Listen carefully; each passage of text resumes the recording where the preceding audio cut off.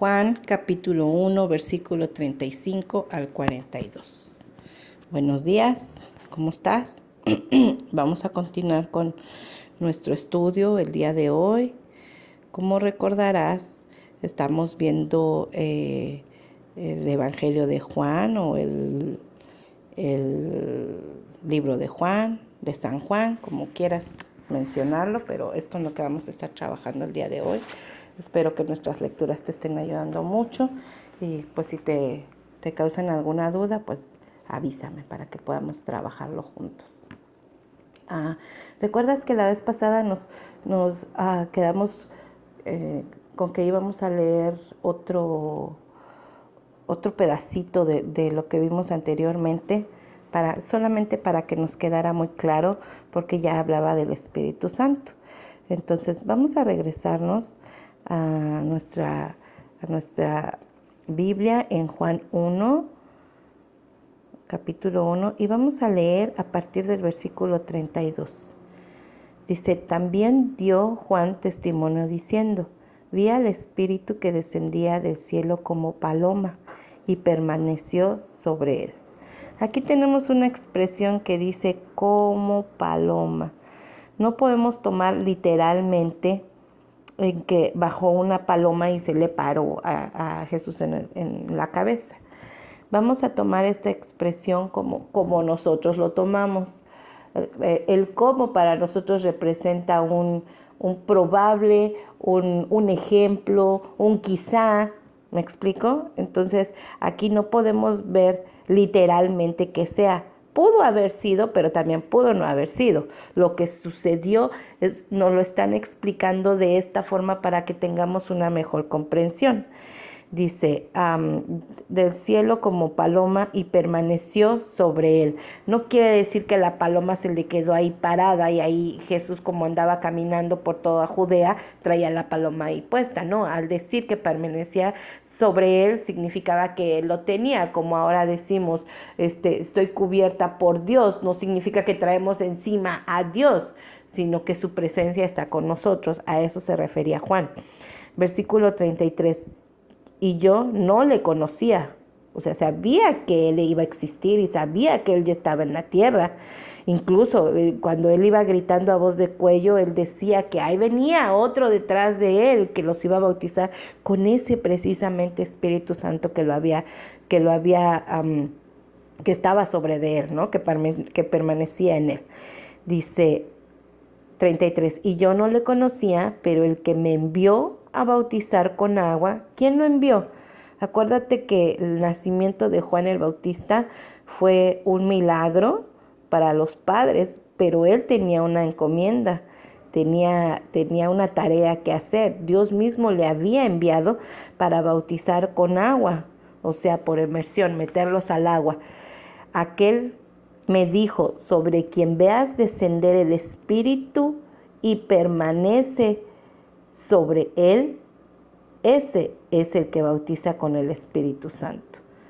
O sea, Dios le dijo: tú vas a bautizar a la gente, y aquel que veas que cuando lo bautizas el Espíritu desciende sobre de él y permanece sobre él, ese es el que va a bautizar ahora, pero con el Espíritu Santo.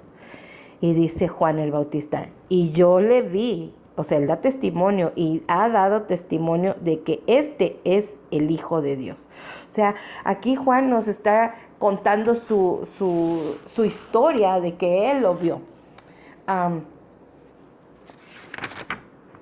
Tengo aquí unas anotaciones que te voy a leer. Juan testifica que Jesús es el Hijo de Dios, pues al bautizarlo vio descender el Espíritu Santo sobre él, tal como se lo había dicho el que ya lo había enviado a hacer esta labor. Y Juan bautiza a Jesús, no como pecador, porque Jesús no era un pecador, sino en reconocimiento primero a la labor que Juan el Bautista estaba haciendo. También como inicio de su ministerio, porque a partir de ahí Jesús empieza a hacer milagros tras milagros. Se tenía que cumplir también la profecía, o sea, el que Juan el Bautista bautizara a Jesús, inclusive recuerdas en el relato cuando lo estuvimos leyendo que decía, es que yo cómo te voy a bautizar, y Jesús le decía, es que tú me tienes que bautizar para que se cumplan las escrituras, para que se cumplan las profecías y que esta profecía, este cumplimiento, se haga públicamente de que venía uno más grande que Juan y lo que hacía era aprobado por Dios, además del testimonio directo del cielo por medio del Padre. Vamos a leer esto en Mateo. ¿Cuál testimonio? ¿De qué estamos hablando aquí? Bueno, vámonos a Mateo. Según la fotografía que tengo de tu índice, el libro de Mateo es el primer libro del Nuevo Testamento. Tiene una abreviatura MT y está en la página 875. Vamos a leer Mateo capítulo 3, el número grande, y nos vamos al número chiquito 13, que es el versículo. Solamente vamos a leer 3, ¿ok? Dice así, inclusive tiene un subtítulo, el bautismo de Jesús. Entonces Jesús vino de Galilea a Juan al Jordán para ser bautizado por él. Mas Juan se le oponía diciendo, yo necesito ser bautizado por ti y tú vienes a mí. Pero Jesús le respondió, deja ahora, porque así conviene que cumplamos toda la justicia. Entonces le dejó. Y Jesús, después que fue bautizado, subió luego del agua, y he aquí los cielos le fueron abiertos, y vio al Espíritu de Dios que descendía como paloma y venía sobre él. Y hubo una voz del cielo que decía, este es mi Hijo amado, en quien tengo complacencia. En esta parte, el autor de Mateo nos está confirmando la profecía que ya habíamos leído de que iba a venir Juan el Bautista. Al venir Juan el Bautista se cumple esa profecía. Luego, que Juan el Bautista iba a bautizar a Jesús, se cumple la siguiente profecía. Luego, que cuando Jesús se bautizara, iba a descender sobre de él el Espíritu Santo. Y eso fue lo que pasó. Mateo nos dice que se abrió el cielo y que Jesús lo vio y vio cómo venía el Espíritu Santo hacia él en forma de paloma y lo cubría completamente. Y el Espíritu Santo permanecía con él. Es otra profecía. Más la otra, que es la más interesante, es cuando Jesús, o sea, tan pronto como Jesús fue bautizado, dice, hubo una voz de los cielos y la gente que estaba ahí presente lo escuchó. Si observas, esto que nos está platicando Mateo es lo mismo que nos está platicando Juan, el discípulo amado, pero como que con más chisme, ¿no? Como que nos cuenta la historia desde otro punto de vista, con un poco de más detalle, con un poco de más lucidez, o sea, de que él estuvo ahí presente también. Dice, tan pronto como fue bautizado, la voz del cielo dijo eso, ¿no? Este es mi Hijo amado en quien tengo complacencia. Se cumplía otra de las profecías cuando Jesús empezó a hacer esto. Y bueno, a partir del cumplimiento de estas profecías, es decir, la aparición humana de Jesús, primero en la tierra, ¿no? Para su crucifixión, ya no sería más necesario ningún otro sacrificio, pues Él era el único Cordero que quita el pecado de la humanidad en el pasado, presente y en futuro. Esto yo ya te lo había comentado. Antes, por mandato de Dios, cuando alguien cometía pecado, pues debía hacerse un sacrificio, dependiendo del tipo de persona o de pecado.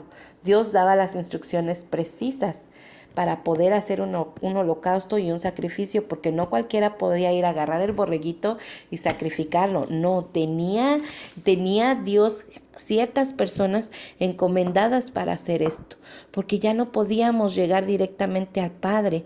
Necesitábamos a otra persona, en este caso los sacerdotes, para dirigirnos ante Dios. Mira, vámonos al libro de Levítico. Vete a tu índice. Levítico está en el Antiguo Testamento. Su abreviatura es la LV y la página es la 101. ¿Por qué se llama Levítico? Bueno, pues porque viene de una persona que se llamaba Leví. Todos los descendientes de esta persona que se llamaba Leví se le llaman levitas. Como yo, ¿no? Todos mis hijos que vienen descendientes de Castillo, mi esposo, todos son castillitos, ¿no? Es broma. Se llamaba Leví y todos sus descendientes son los levitas. Y entonces este libro son las instrucciones que Dios le da a estas personas que son los encargados de hacer los sacrificios. Solamente quiero que lo ojes. No lo vamos a leer, pero quiero que veas cómo Dios estaba pendiente de cada detalle y que observes qué es lo que de qué habla el libro de Levítico. Bueno, pues las instrucciones son precisas. Desde el capítulo 1 les dice que el holocausto, o sea, cómo tenía que ser el holocausto, el lugar en donde iban a poner a los borreguitos. El tipo de ofrendas, había ofrendas de cereal, mueve las páginas, había sacrificios de comunión, había sacrificio expiatorio por el pecado de la comunidad, me salté uno, sacrificio por el sacerdote, había sacrificios expiatorios por el pecado de algún miembro del pueblo, sacrificio por el gobernante. O sea, dependiendo de la persona que iba ante el levita, le decía, ¿sabes qué? Yo soy gobernador y cometí este pecado y necesito un sacrificio. Entonces, dependiendo de él, era la forma en la que se iba a hacer el sacrificio y el animal. En algunos lados, si das una ojeadita, se necesitaban palomas, en otros se necesitaban carneros, en otros borregos, en otras nada más eran ofrendas de alimentos, ofrenda de cereales. Hay sacrificios por la culpa, porque yo me siento culpable, entonces se entrega un sacrificio.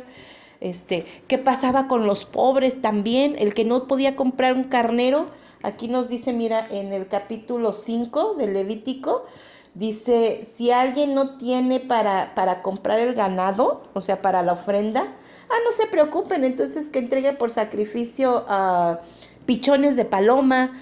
O sea, Dios estaba pendiente de cada una de las necesidades y todo el libro del Levítico de eso se trata. De cómo ellos se debían de purificar, de cómo ellos se debían de santificar para estar bien delante de Dios. Bueno, qué flojera, de verdad. Yo cuando empecé a hojear el libro de Levítico, me quedé tan sorprendida de todas las cosas que ellos tienen que hacer o tenían que hacer para poder estar bien ante los ojos de Dios. Ya nada de eso es necesario. Ya ahora el sacrificio que Jesús hizo en la cruz es más que suficiente, a tal grado de que Dios lo sentó a su derecha, dice, y le dio el nombre por sobre todo nombre. Además de que es nuestro abogado, no solamente nos redimió, no solamente nos dio salvación, sino que ahora Él aboga por nosotros y dice su palabra que ruega por nosotros, que Él ora por nosotros. Mira, vamos a verlo. Vete a Primera de Pedro, ok, en tu índice, Primera de Pedro lo vas a encontrar con un 1, la letra A, que es la abreviatura de Primera, Pedro, o también lo puedes encontrar como Primera de San Pedro. Acuérdate que dependiendo de la versión que estamos leyendo es como ellos nos presentan. La abreviatura es el 1 y la P y la página es la 1126. Te voy a dar un tiempo para que puedas encontrarlo. Yo también la voy a buscar. Primera de Pedro. Créeme que si hiciéramos esto con el celular sería un poquito más tardado y no podemos aprender como estamos aprendiendo aquí. Vamos a leer Primera de Pedro, capítulo 3, y nos vamos a ir al versículo 22. No creas que lo que te estoy diciendo me lo saco de la manga, ¿no? Todo tiene un contexto bíblico, como te dije desde el principio. Todo lo que vamos a ver está en la palabra de Dios. Dice, quien habiendo subido al cielo, después de que resucitó, obvio, está a la diestra de Dios y a Él están sujetos ángeles, autoridades y potestades. Sí es verdad que Él ya era Dios antes de venir a este mundo en su aspecto humano, pero Dios Padre entendía tan grande el sacrificio que fue para Jesús, el entregar su vida, porque hay una parte en la historia que más adelante vamos a ver en donde Jesús tiene tanto dolor, tanta angustia, que dice que empezó a sudar sangre, y eso científicamente es comprobado. Se puede sudar sangre cuando se está angustiado. Y dice allí que él le pedía al Padre que por favor, si pudiera haber otro plan, un plan B, algo mejor, que lo hiciera para que él no sufriera, porque él estaba angustiado de saber todo lo que iba a vivir. Entonces Dios reconoció el sacrificio tan grande que había hecho el Hijo, de entregar su vida y de estar dispuesto a entregar su vida. Porque no solamente fue algo que planeó el Padre, sino que también el Hijo estuvo de acuerdo con eso. Y al estar de acuerdo con eso, Dios se agradó tanto de él, como vimos cuando el Espíritu Santo descendió sobre él, que fue lo que dijo: este es mi Hijo amado, en el cual estoy muy complacido, ¿verdad? O sea, estoy muy contento, este chamaco me tiene feliz. Pero después de que él pasa por todo ese sufrimiento, Dios lo sienta a su diestra, le da un lugar especial y aparte de todo le da nombre por sobre todo nombre. ¿Qué significa eso? Bueno, pues que su nombre es exaltado más que cualquier otro nombre en el mundo entero. En el pasado, en el presente y en el futuro, el nombre del Señor Jesucristo es exaltado. Y la Biblia dice que toda rodilla, el día de mañana, se va a arrodillar ante Él, porque Él es el único Rey de Reyes. ¿Por qué? Porque Dios lo puso así. Y dice que a Él están sujetos las autoridades, o sea, el presidente de México, de Estados Unidos, de China, de Japón, de todos lados, y todas las potestades. ¿Quiénes son las potestades? Pues las huestes celestiales, ¿no?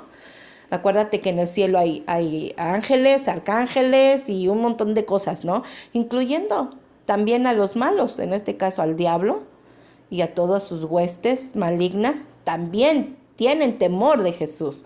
Mira, vamos a ver Filipenses 2, 6, 11. Filipenses está en el Nuevo Testamento. Vete a tu índice, lo vas a encontrar como a los Filipenses. Esta es otra carta, por eso se llama así, a los Filipenses. Su abreviatura es FIL, FIL, y la página es la 1087. Te voy a dar tiempito para que lo encuentres.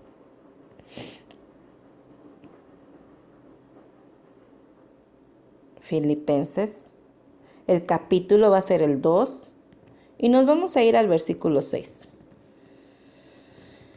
Dice: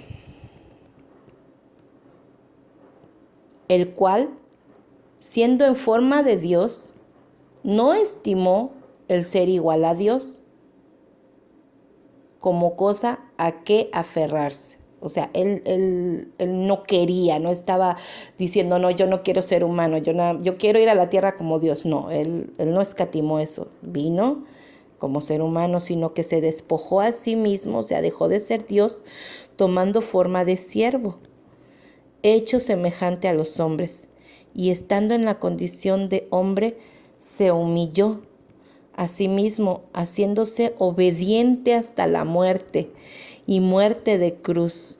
Cuando te comento que él oraba a Dios y al Padre y le decía, es que yo no quiero vivir esto, o sea, si tenemos un plan B, vamos a hacerlo, porque esto va a ser muy difícil. Pero la última frase de Jesús: hágase tu voluntad. O sea, hasta el último momento Jesús aceptó y obedeció al Padre, lo que ya habían llegado a un acuerdo. Él bien pudo haber dicho, ok, ya no quiero esto, vamos a mandar a los ángeles, destruimos a toda la humanidad, al cabo la podemos hacer otra vez.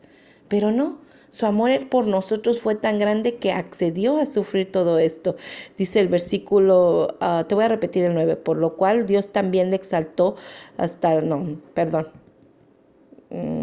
8. Y estando en la condición de hombre, se humilló a sí mismo, haciéndose obediente hasta la muerte, y muerte de cruz. La muerte de cruz era no solamente una muerte dolorosa y angustiante, sino era vergonzosa. ¿Quiénes morían allí? Los violadores, los asesinos, o sea, la gente más vil, lo que ahora nosotros tenemos en ciertas partes del mundo, que es la silla eléctrica, la inyección letal y todas esas cosas que se supone que están para los muy, muy, muy malos. Pues antes era la cruz, y la cruz era lo más vergonzoso que había.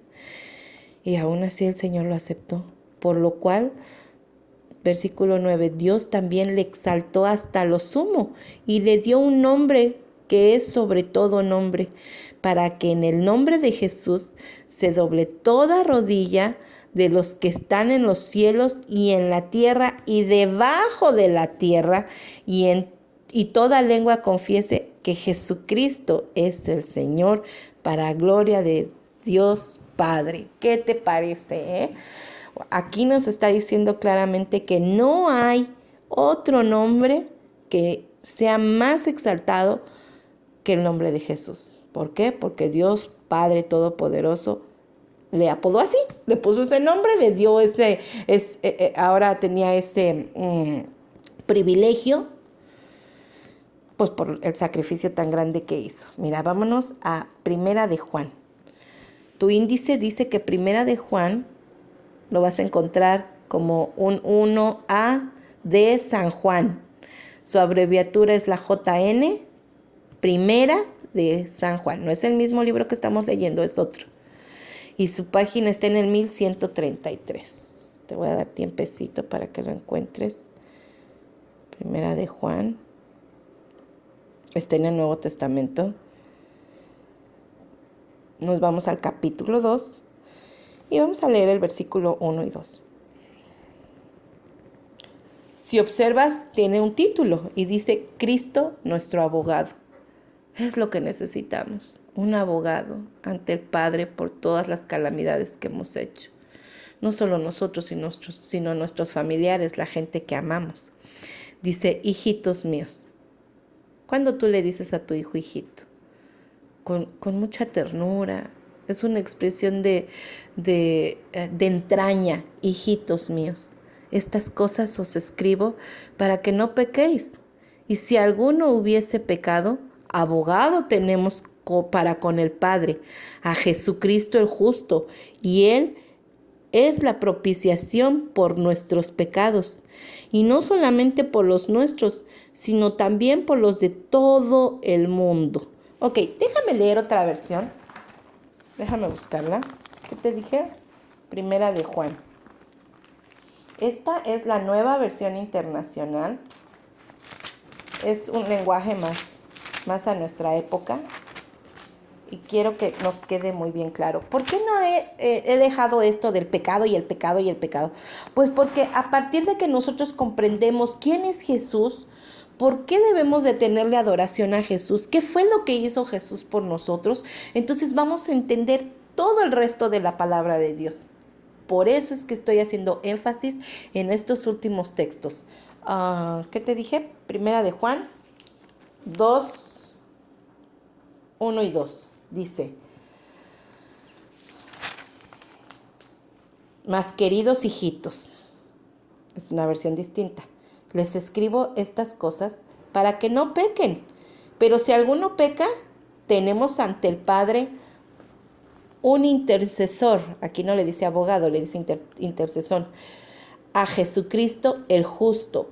Él es el sacrificio por el perdón de nuestros pecados. Y no solo por los nuestros, sino por los de todo el mundo. Sabiendo y entendiendo esto, podemos comprender ahora que nuestros pecados pueden ser perdonados solamente por el sacrificio que Dios hizo. Por eso cuando nosotros oramos, cuando tú ores a Dios, cuando tú hables con Diosito, lo que le tienes que decir es que en el nombre de Jesús te acercas a Él, porque ahora Jesús es ese vínculo que necesitábamos para llegar a Dios. Nosotros no necesitamos ir con ningún levita para que nos haga un sacrificio por pecado o ¿qué decía? Por remordimiento, decía algo así, por, por el sentimiento, pues, de haber pecado, o por culpa, perdón, o no necesito ir a buscar o comprar un borrego, una paloma, un pichón, una cabra, ya no necesito. Cuando Jesús vino a esta tierra y entregó su cuerpo, como lo vimos en el audio pasado, como cordero, por eso es que le llamamos el cordero, es lo único que necesitamos para llegar al Padre. Así es que nuestras oraciones deben de expresar eso, que en el nombre de Jesús, quien es nuestro cordero, nuestro abogado, nuestro intercesor, nos allegamos a Él y le pedimos respuesta a nuestra oración. Y yo pues estoy fascinada con eso, porque de verdad que necesitaba un abogado. O sea, alce la mano el que necesita el abogado y yo alzo las dos, hasta los pies. Yo necesitaba ese abogado para que Dios perdonara mi culpa, porque como te leí en Romanos, la paga del pecado es la muerte. Pero el regalo de Dios es la vida eterna. No solamente nos perdona, sino nos da la vida eterna. Bueno, y comprendiendo esto, entonces ya podemos llegar a los siguientes dos versículos.